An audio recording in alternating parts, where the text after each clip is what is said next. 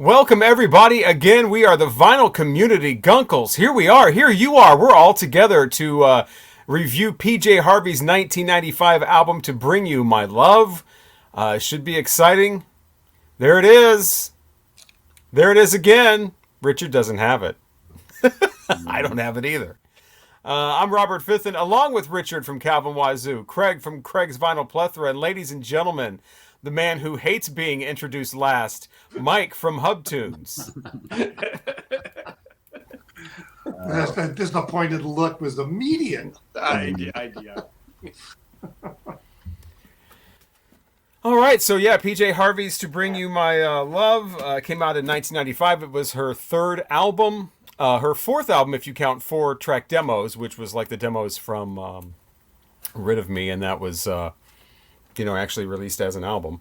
But yeah, I was a huge fan when I first heard of PJ Harvey in college radio, and we had the Rid of Me CD, and I thought it was great. I thought she was very original. She was just incredibly, just out there and intense.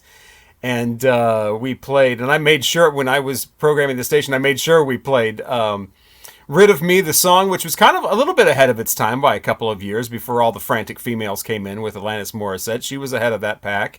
And then 50 Foot Queenie was just not ahead of its, it was its own time. Nobody touched that. Nobody would do a song like that. So yeah, she was all about that. Man Size was another one. I went back and got the first album, Dry, thought that was great. And then 4-track demos came in, and I had that, still have those. And so really liked PJ Harvey. Used to play 50 Foot Queenie in heavy rotation. Can you imagine a radio station with that in heavy rotation? No. Didn't realize she was spelling out F-U-C-K. But because we had a station manager that frowned if somebody said damn in a song or hell. No. So he was, and we're trying to be like a hard rock, metal even. We played metal, a hard alternative station to kind of fill in the gap of what wasn't on commercial radio. But, and then this album came out when my first year of being in commercial radio, and I heard the first single and was so completely disappointed that I completely dismissed PJ Harvey for about 25 years. So, yeah. Wow. Great to finally get acquainted with this album that I missed out on all those years. The song, of course, is Down by the Water. That was the single. And it is a country murder ballad. It's wonderful. And my parents are old. I was born, my parents were older. They were already in their early 40s. My mother was born in 1931 and grew up in the Upper Peninsula of Michigan. And back in those days, country murder ballads were all the rage in that era and that area. And she listened to them as a little girl. They were her songs. They're very nostalgic for her. They were that location's jam. Country murder ballads just can't get enough.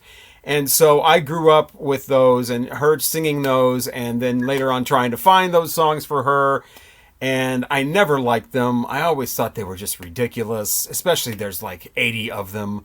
And so, I did not like that. That's when we talked about the Neil Young playlist. And I was like, yeah, I like the music of Down by the River, but not a big fan of the lyrics. That's one of the, I'm over it. And then there's people that try to redo that. Violent Femmes has the song. I go, girls being thrown in the well for the 45th time. Some kid being thrown in the well. Somebody's dead down by the river. Somebody's throwing their daughter in the river. It's like, really? PJ Harvey was so great and awesome and different. And now she's coming out with a song similar. Somebody's 7 Mary 3 had a friggin' song out at the same time about somebody's dead down by the river. You know the band that does that cumbersome... I have become cumbersome. Oh, that was all over rock radio.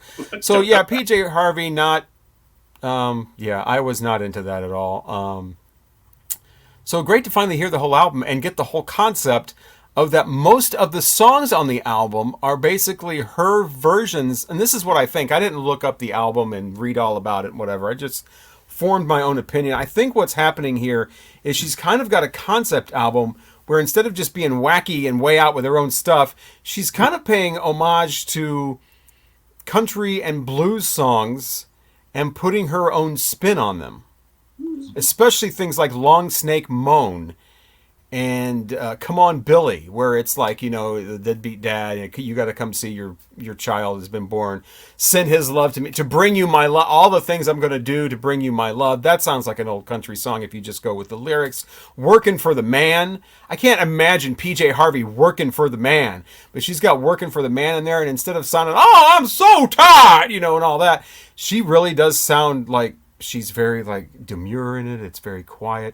This is a very different sound than the previous two albums, and I really have come to like this album more than I thought I would. But Down by the Water is still by far the worst song on it, and so yeah, I like a lot of the rest of it, especially the Long Snake Moan, which is that's an old blues expression. There's some old blues that Bogart and Beck album with the Black Snake Moan, or what is the same thing. Long Snake Moan is a blues thing, and yeah, that's a great one. Meet the Monster is great. To Bring You My Love is wonderful too. I can get into the Come On Billy, but Send His Love to Me is kind of like Bring You My. It's kind of like the opposite of that. So, yeah, overall, I think she's definitely got her own style, but I am not into throwing somebody in the well, throwing somebody in the river. I still do not like that song. And that silly-ass part where she's like, little fish, but just stop. Just stop. Yeah. It's probably because, I can imagine if you're not schooled in those songs already, you might think it's weird and mysterious and eerie and ooh. But I grew up with that shit and had quite enough of it at this point. And those old songs, I mean, step aside Neil Young and people like that. I mean, my mom had the big one was called Knoxville Girl by the Wilburn Brothers, where they just stab a girl down by the leg just for the hell of it. What? Throw her, stab her again, do all this stuff to her, end up taking her by the hair and whirling her around like you can do that with a person, like a grown-ass. Well, I guess she's a young girl. Maybe you can. I've never tried to pick up a girl by her hair and whirl her around. And they just throw her ass in the river. And, I'm not into that shit. Not into murder ballads. Don't care about the Nick Cave album. I cannot stand that goddamn Bruce Springsteen, Nebraska album. And I'm not into glorifying shit like that. Can't stand Down by the Water. But I'll give this album 4 stars. 4 rainbows. Just skip over track 7. Wow. I mean, I hated that song so much, I completely dismissed an artist that I really, really got into. And that song just was like, really? You're going to, all this great, crazy stuff you're doing and way out there and and now you're just going to do a friggin' country murder ballad. No. And it's by the goddamn water or in the well or what. So you dismissed, like, Let England Shake? And all of it. The only other PJ Harvey album I've heard besides the early ones I used to listen to all the time is the one that just came out like 2 years ago. Or last year or whatever that was. Yeah. The white one with the little bone on it or whatever that is. Yeah. Haven't heard any of her other ones. You should. That's how much I do not like that song. Well, you were going off on that. That's the one song that I actually had no notes written down because it was, I mean, I like the song, but I found a quote where she told Spin magazine that was about this song. Some critics have taken my writing so literally to the point they'll listen to Down by the Water and believe I have actually given birth to a child and drowned her. Well, I never believed that. I mean, in fact, it was the opposite. I thought it was a bullshit, just right. Why do that? That's great. But, it was, well, getting ahead of myself. I'm glad that this was recommended because I have, until listening to this record, I had never listened to any PJ Harvey. I knew about her, but I just never really listened. I think maybe a long time ago, while watching 120 Minutes, I remember her songs like coming up, but I have no memory of the songs, so they didn't make an impression on me at that time. So I would put this on and listen to it, and there's these songs. Overall, I feel like there's a lot of these songs that they're mystical. There's a lot of mysticism with some of these songs. She does some religious type of imagery to go with some of the music. She and there's a lot of songs about longing and desperation. And there was interesting because I did look up a couple of the lyrics of the songs. And that was the opening one, "To Bring You My Love." Apparently, that opening line in that song is the same opening line to Captain Beefheart's "Safe as Milk" album, to the first song, which is which one is it? Oh, I can't remember what the first song is on there, but it's the same opening line. And that led me to find out that she apparently is a Captain Beefheart fan, and that there are a couple other little, I don't know, not homages, but a little couple references to Beefheart and some of the other songs. But what really struck me, especially with this song, the opening song, her voice is really, really harsh. It's like, especially with the line, she's given up everything sacred to bring her love to this person. It's just like she's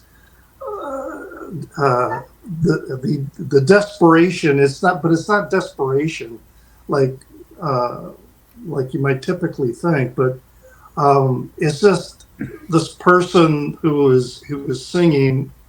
The character is just really trying to express how she's going to give up everything of anything of value just to show her love to this person. So it's kind of chilling in a way that she delivers it. The music is also, to me, was very chilling.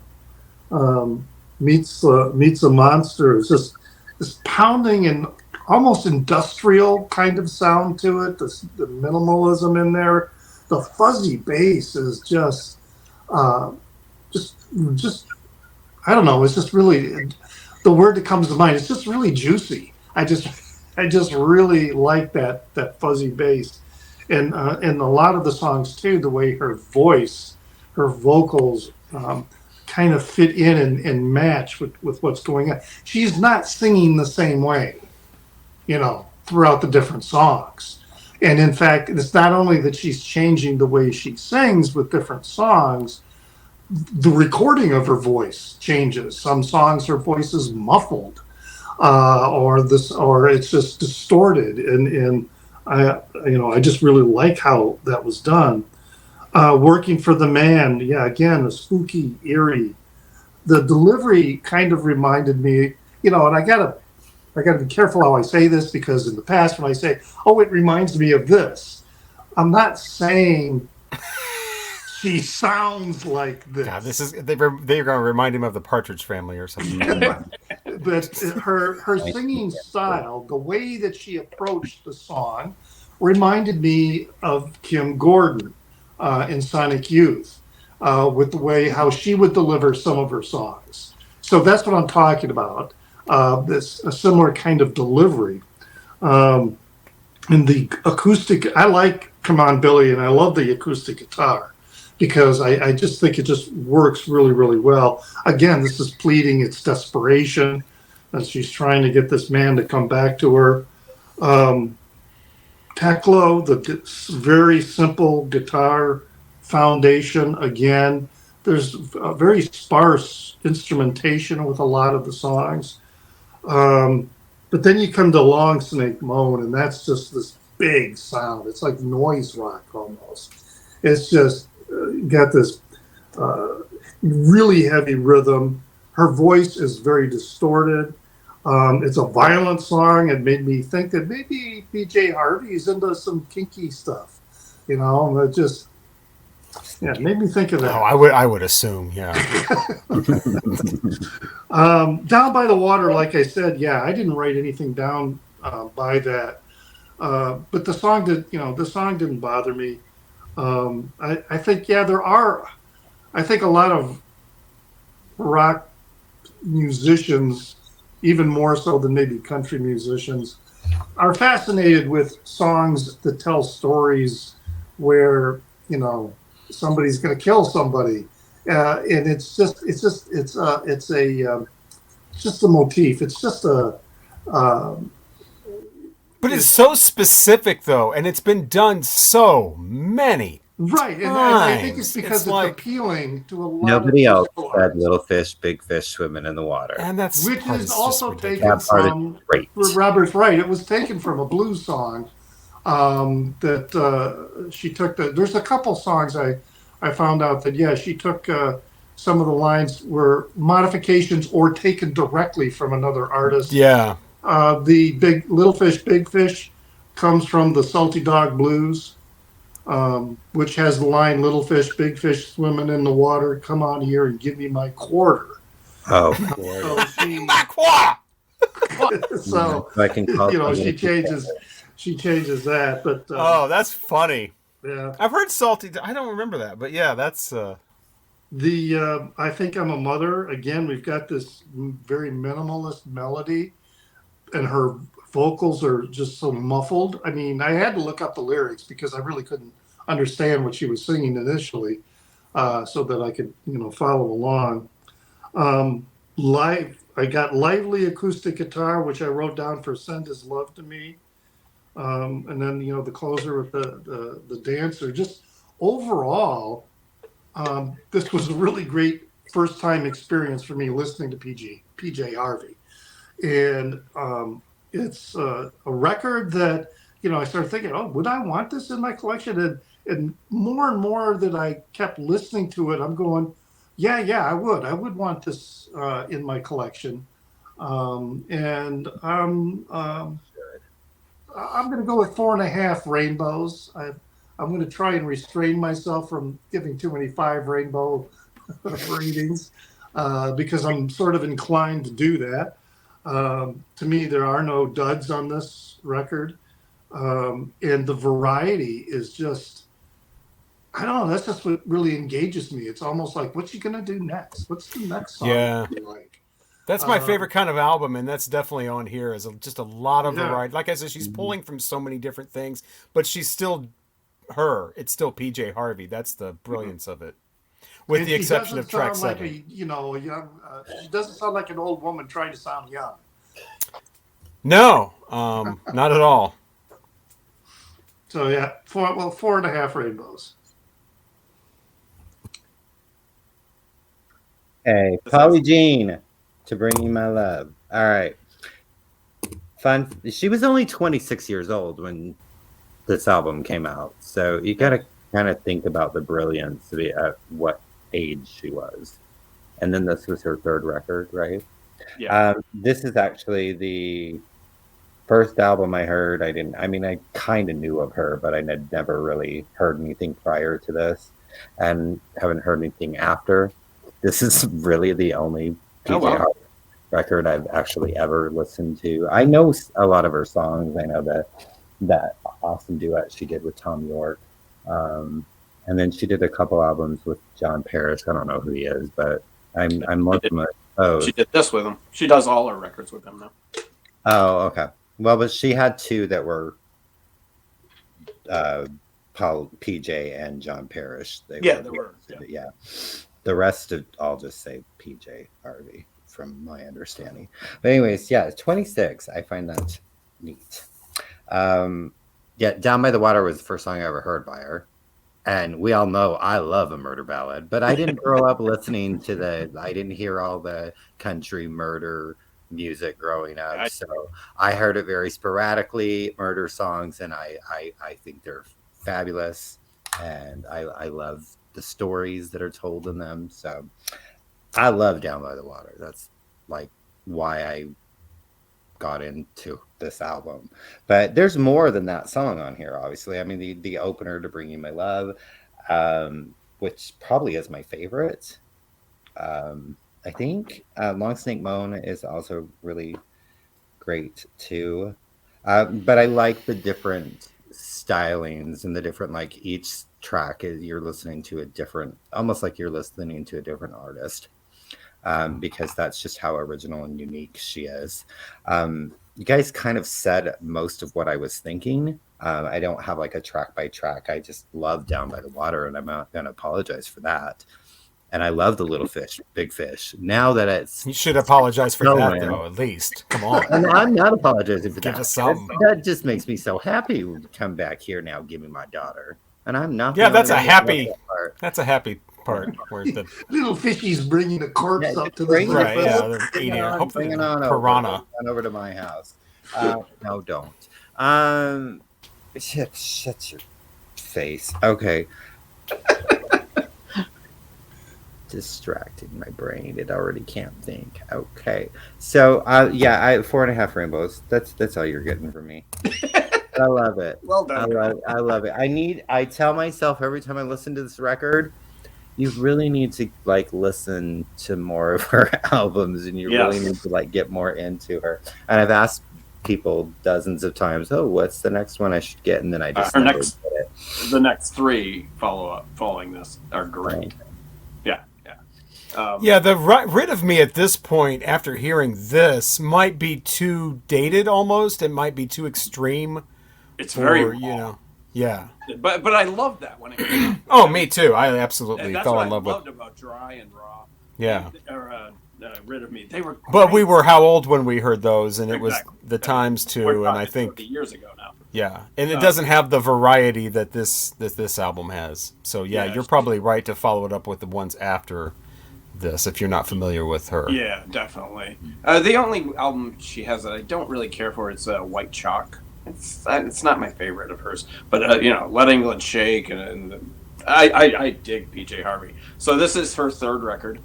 Technically, it's her first solo record. Apparently, the first 2, Dry and Rid of Me, are technically the PJ Harvey trio, and the trio disbanded after the first 2 records and the EP.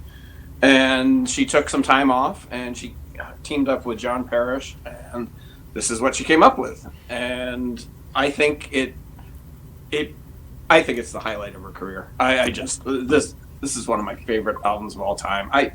As far as female vocalists go, I just am mesmerized by this record. And just her stylings, and you just like every one of you said, every song is different. It's so.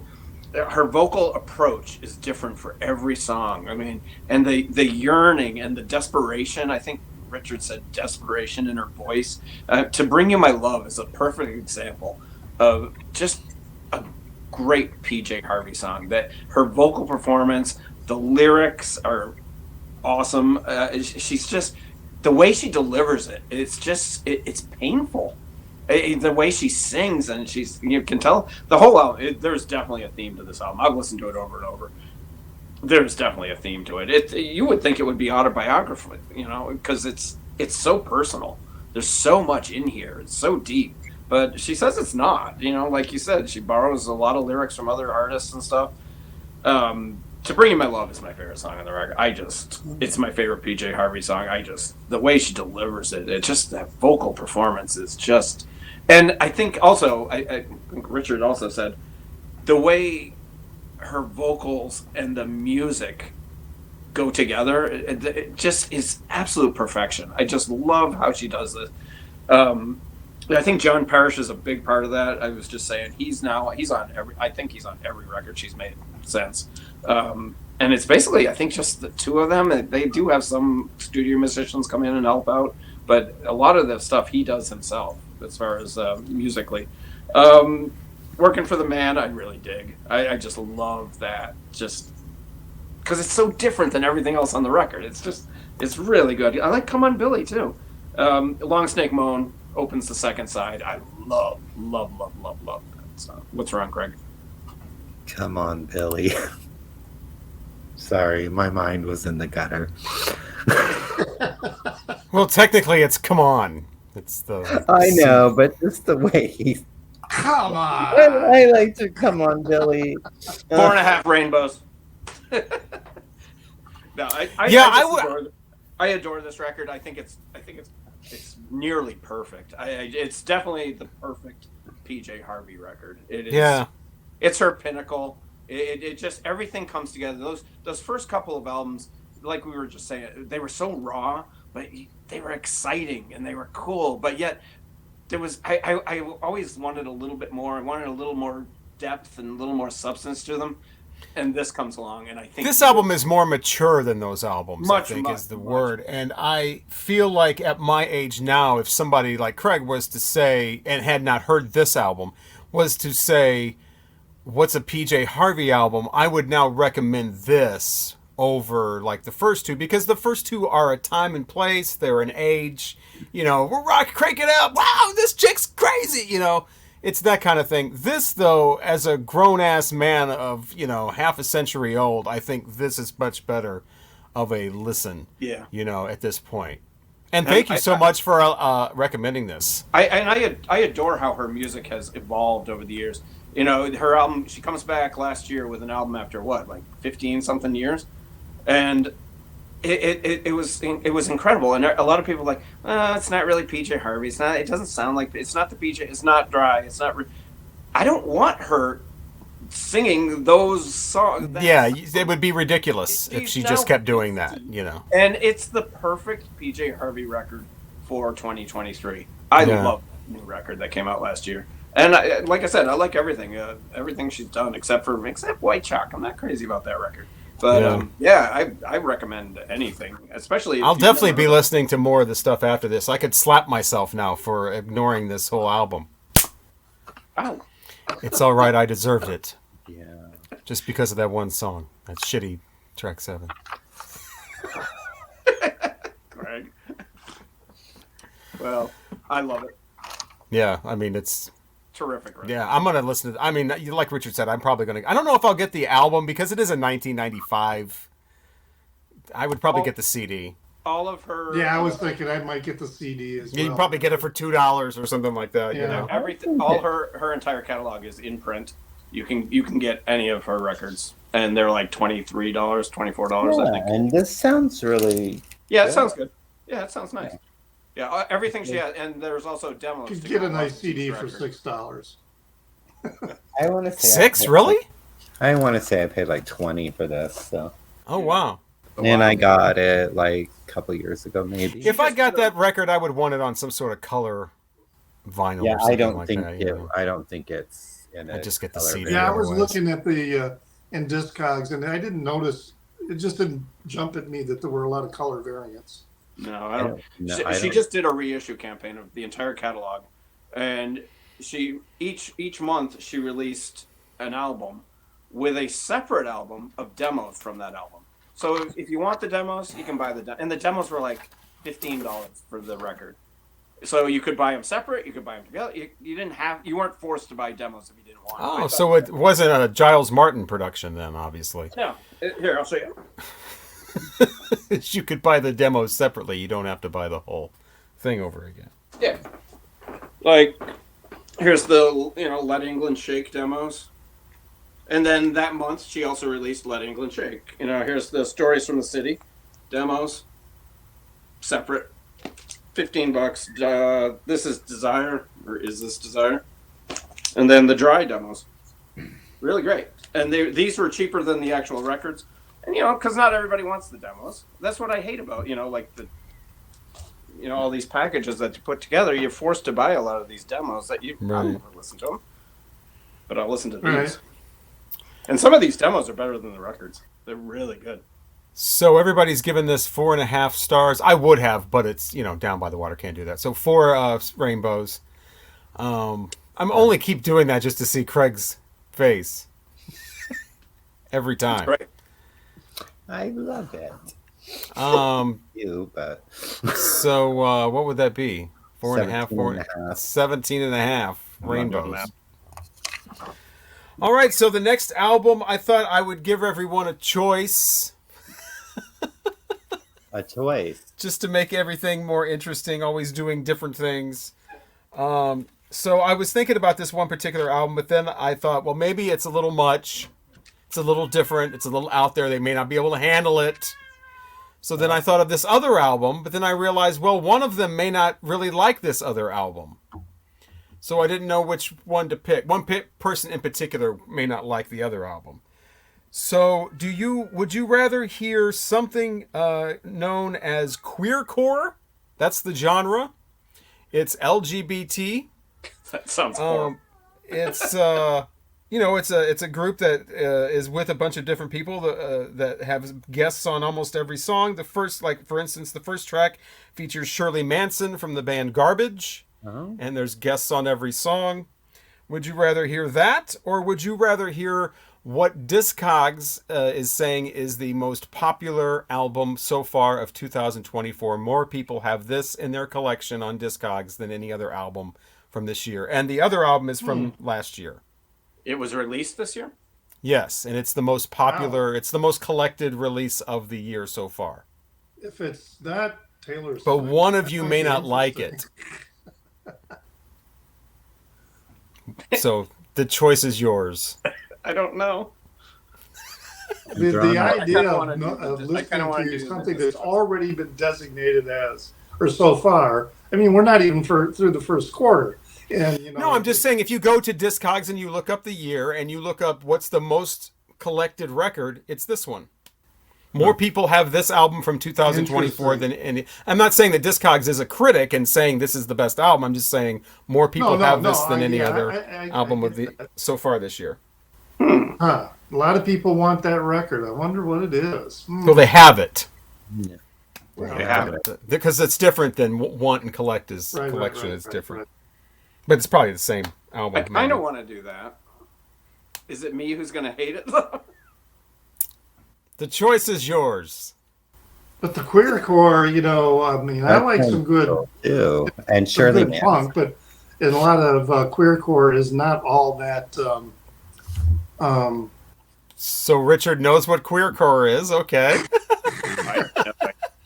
This queer has no idea. No, I've got a few queercore singles and some records. It's not something I pick up a lot on, but there are moments when I like listening to it, and I don't know. Go with the second one, I guess. I don't care.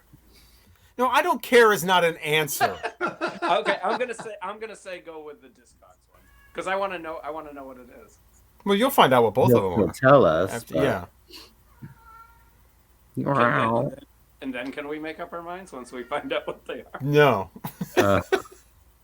God, I'm probably gonna regret. well, there's always going to be a time when we, whatever one we don't do, we can do the other one later. Oh no, I don't think so. It's gone forever. Richard has yet to say. I mean, it's already 2-1, but Richard has yet to still say which one. Oh, Just for the record. Just for the record, I'm intrigued by both options. Queercore, that would be very interesting, especially because I mostly listen to it's mostly singles and EPs. I've not heard a full length album of that, but also I'm kind of afraid of the most popular album so far in Discogs because I'm wondering if it's just meh. But maybe it's really good. So yeah. Okay, now we have to go with that. I'm scared. I A little nervous. I think I'll vote for whatever the most purchased album is, or the Okay, so you all agree on that. Okay, so everybody's in agreement. That's good because the queercore is a group called the Here's Collective, and the album is called We're Still Here. And it's a very much an aggressive, gay people are still here. We're not going anywhere. Every song features, like I said, a guest. The first guest is Shirley Manson from Garbage. Craig would get through the first 2 tracks and turn it off. Mike would make his way through the first 4 and then turn it off. And I'm assuming Richard would hear the whole thing just because he's more of a journalist and would just do it for the, he would want to. He has an assignment. He would do the whole assignment. Inquiry. Right, he would do the whole assignment. Yeah. But I think you should at least hear the first 15 seconds of it and see what you would have missed reviewing the entire album. Okay. So again, the Here's Collection, HIRS, the Here's Collective. We're Still Here. The number one, the most collected, most possessed album of 2024 so far, according to Discogs. I don't know if Richard will like or not. Oh, cute. Because it is an offshoot of Radiohead. Oh, That's what stopped me from doing it. I had a feeling that's what this was. It is the Really? band Yeah. The Smile. I have not heard I've heard the Here's Collective all the way through twice. I have not heard this at all. It's The Smile and Wall of Eyes. So that's what we'll be reviewing next time. The Smile and Wall of Eyes. But anyone watching can also feel free to check out the Here's Collective. We're still here. You know, I might like the Wall of Eyes because, you know, when I think of somebody, you know, like a band like Oasis, which I really don't care about, but then I like the band Ride. You know, I like what they've done, and he is someone from Oasis, right? Wasn't he with Oasis? Is he? I don't know. It's like the White Stripes and the Raconteurs and good. you know, the Beatles and Wings. In fact, maybe I'll choose that record for my next one, maybe. So yeah, The Smile, Wall of Eyes. Next time we'll be reviewing that one. We've also got all kinds of things coming up. Like what do we have? The next playlist battle coming up is the Monkees. We've got the year 1982 and the tops and bottoms of that year on the way. So that'll be nice and light rock. Unless we throw in the new wave of British metal in there for really early stuff from 82. 82 is a lot of that's the yacht rock era for sure. That's Christopher Cross and Little River Band. And, I still remember the commercial for one of those K-Tel ones from that. It's, what was it called? Today's Music with that easy beat. Oh, I never will forget the phrase easy beat. It's like, how do you have an easy beat? I remember during the Grammy performance, Chris Cross was playing The Moon on New York City or whatever the hell the song was. Arthur's theme. Arthur's theme. And I remember he was so nervous that his voice cracked during the singing, you know, during the show. I think he won the Oscar. Yeah, I think he did too. I can't remember, but There's a big year for Toto 4, 82. 82, yeah. Yeah, that was the Grammys were good to them on that Toto 4 album with Africa and Rosanna, which is better than Africa. Ooh, no, Africa's going to win that. No, Rosanna. No, Africa. I love them both, but Rosanna. No, Rosanna's got to go with those horns. Meet you all the way. No, Africa is better because of the drums. Well, and the instruments and the yeah, that's better. I don't know, maybe Africa just got too. It's all dull to me. But I love them both. I like Africa. I don't love it. Rosanna, I could take or leave. Written about Rosanna Arquette, right? But we're getting ahead of ourselves. Yeah, we took that. 1982, the Monkees and the Smile Wall of Eyes album review, all coming up with the Vinyl Community Guncles. Hopefully you can join us, and don't forget to run out and get that PJ Harvey album too. That is excellent. With the exception of track 7. Ask them to take that song off when you go to Yes. No, play that one over. Over and over. That's why I'm getting the CD, so you can program it. You don't have to... Because I don't want to get up after Long Snake Moan. I just got up and switched the side. I mean, that would be like, now I got to get up again after one song. So, yeah. I remember when my snake used to make people moan. Okay. Now it just makes people it makes people sigh now. Are you done yet?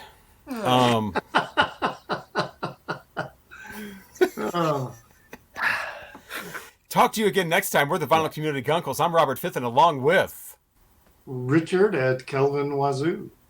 Craig's Vinyl Plethora. Mike at Hub Tunes. Thanks again for watching. Thank you. Bye-bye.